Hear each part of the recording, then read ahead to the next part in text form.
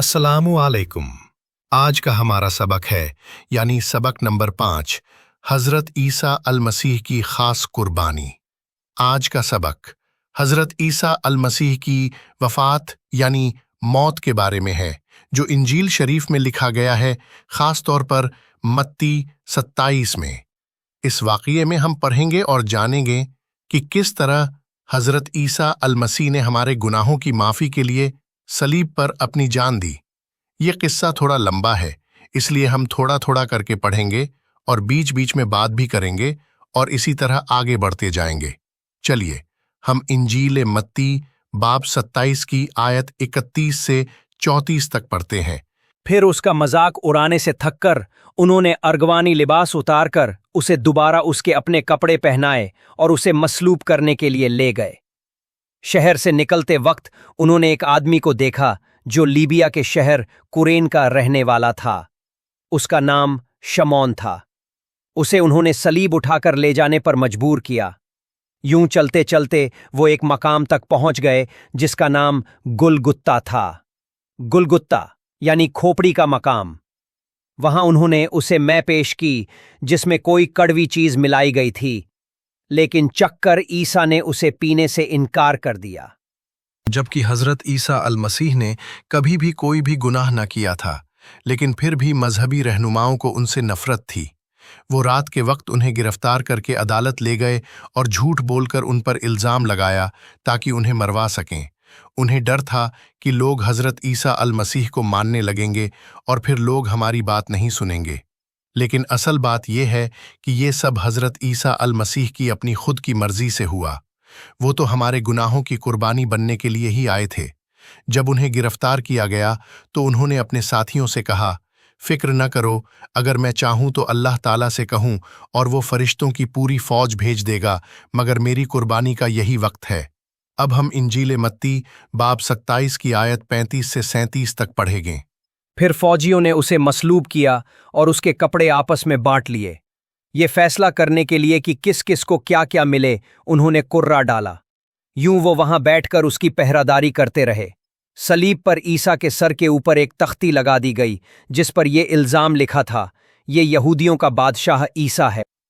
सलीब पर मारना बहुत दर्दनाक और जालिमाना तरीका था, लेकिन हज़रत ईसा अल-मसीह ने यह सब कुछ हमारी खातिर बर्दाश्त किया। इंजील शरीफ रोमियो की किताब बाब 3 की आयत 23 हमें बताती है, सब ने गुनाह किया है और अल्लाह के जलाल से महरूम हैं।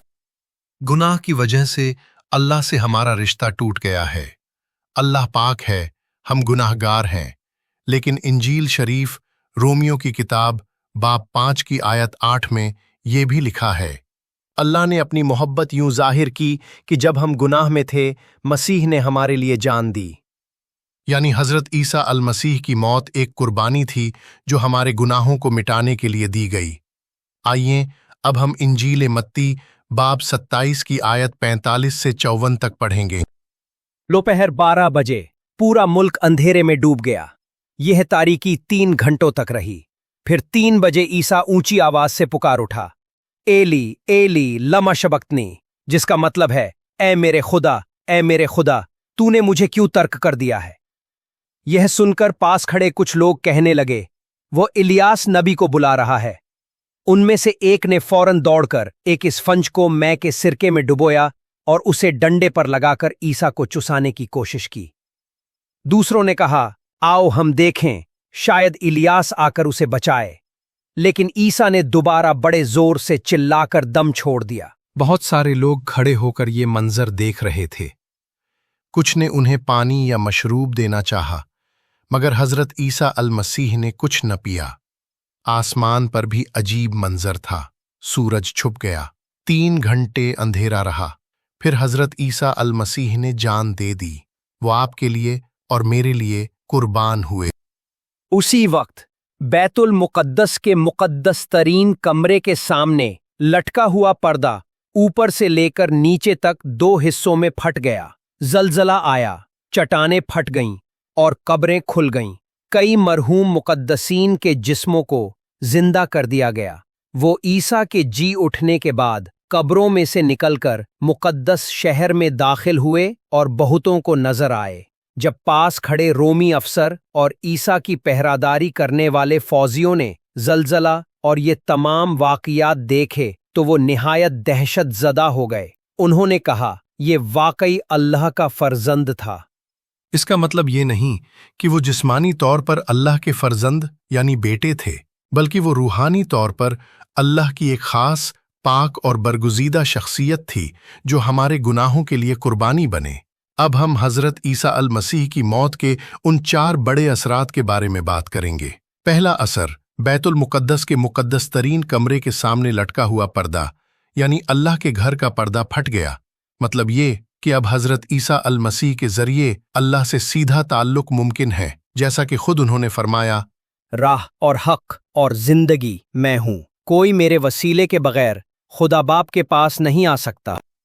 दूसरा असर, उनकी मौत के वक्त ज़मीन पर जलजला आया, यानी कुदरत ने भी पहचान लिया कि कुछ बड़ा हो रहा है।